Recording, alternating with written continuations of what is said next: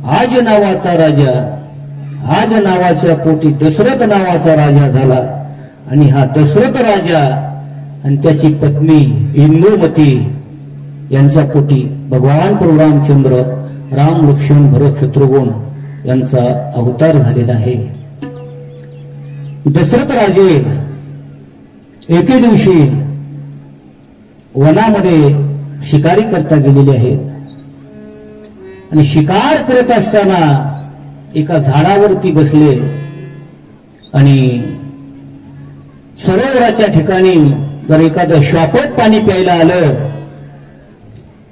तर त्याला बाण मारायचा आणि शिकार करायची म्हणून एका झाडाच्या फांद्यावर बसलेले आहेत. आणि योगायोग श्रावण बाळ आपल्या आई वडिलांना घेऊन तीर्थयात्रेला जाऊ लागलेले आहेत.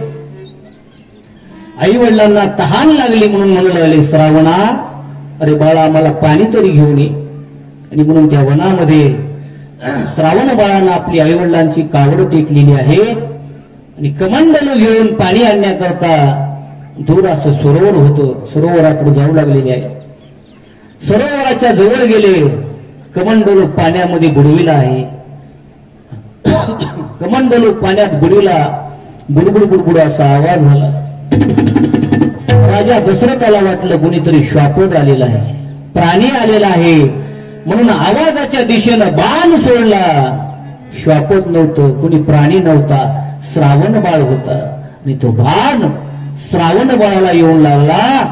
बाण लागल्याबरोबर श्रावण बाळ किंकाळला, आई. ही आवाज दशरथ राजाने ऐकला. अरे बापरे, कोण आहे, बाण कुणाला लागला? गडबडीनं दशरथ राजे खाली आला, पाहतात तो कुणीतरी पुरुष आहे.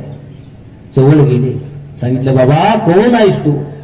त्यानं सांगितलं मी श्रावण बाळ आहे, आई वडिलांना घेऊन तीर्थयात्रेला जात आहे. माझे आई वडील ताण्यानं व्याकुळ आहेत, पाणी नेण्याकरता आलो होतो. काही नाही म्हणले, एवढं काम करा, हे पाणी माझ्या आई वडिलांना नेऊन द्या, बस काही नाही, एवढीच इच्छा आहे.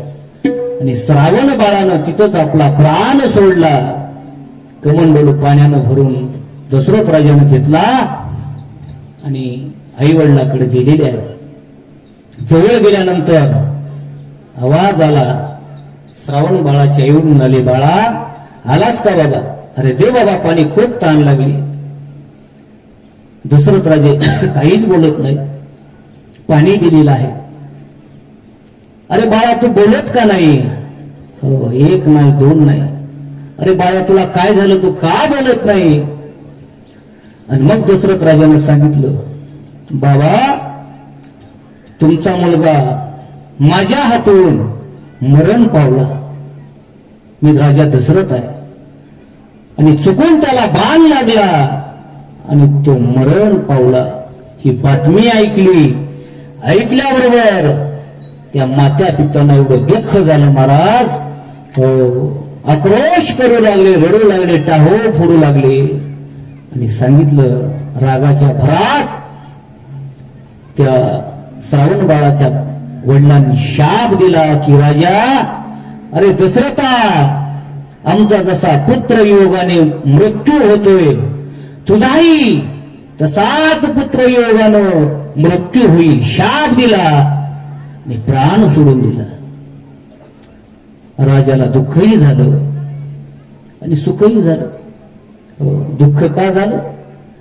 पुत्र योगानं काय मृत्यू होणार आहे. सुख याच झालं की यांनी शाप दिलाय. निदान त्या शापा खरा करण्याकरता तरी आता मला मुलगा होईल. कारण दशरथ राजाला मुलगा नव्हता, 700 पत्न्या आणि मुख्य 3, कौशल्य, सुमित्रा आणि कैकेयी, पण एकही मुलगा नव्हता. सुखही झालं आणि दुःखही झालं. राजा घरी आलेला आहे आणि त्या शापामुळे राजाला मुलगा होणार म्हणून वशिष्ठ ऋषी यांनी त्या ठिकाणी यज्ञाचं आयोजन केलेलं आहे.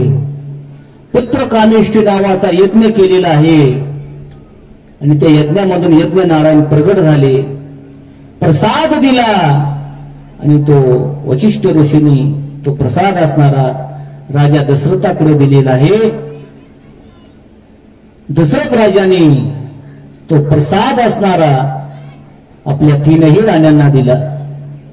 कौशल्या माता, सुमित्रा माता आणि कैकेयी माता, तीनही पत्न्या तिघींनाही दिलेला आहे. पण चमत्कार असा झाला, कैकेयी मातेचा हातातला जो प्रसाद होता, तो काय आपण त्याला पिंड म्हणतो, अचानक कैकेयी माता खाणार इतक्यामध्ये एक आकाशातून घार आली आणि त्या घारीने हातातला पिंड घेतला आणि उडून गेलेली आहे. पिंड घारीने झडपिला, अंजनीने तो सेविला. अंजनी मातेनं तो प्रसाद असणारा सेवन केलेला आहे. अंजनीच्या तपासाठी महारुद्र आले पोटी. भगवान हनुमंतराय त्या पिंडापासून जन्माला आले. आता हातातला पिंड नेला. कौशल्या माता आणि सुमित्रा माता यांनी मग काय केलं, आपल्यातला अर्धा अर्धा पिंड काढून दिला आणि कैकेयी मातेला दिलेला आहे. तीनही राण्यांनी तो प्रसाद सेवन केला. तीनही माता गर्भावस्थेला प्राप्त झालेल्या आहेत आणि तीनही राण्यांना पुत्र झाले. कौशल्या मातेला रामचंद्र झालेले आहेत. रामचंद्र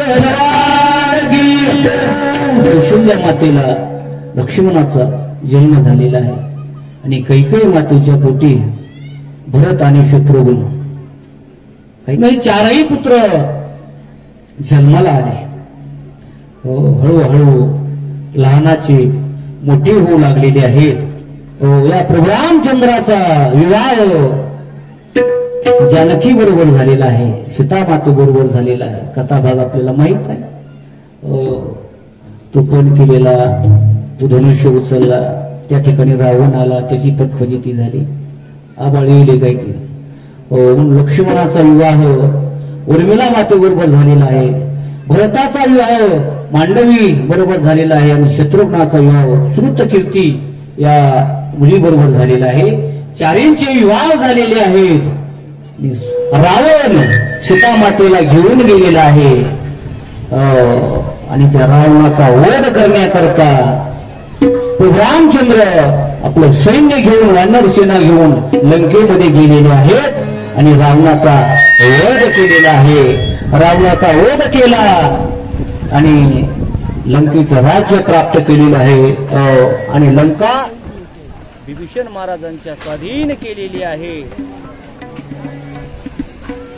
गोपाल कृष्ण भगवान की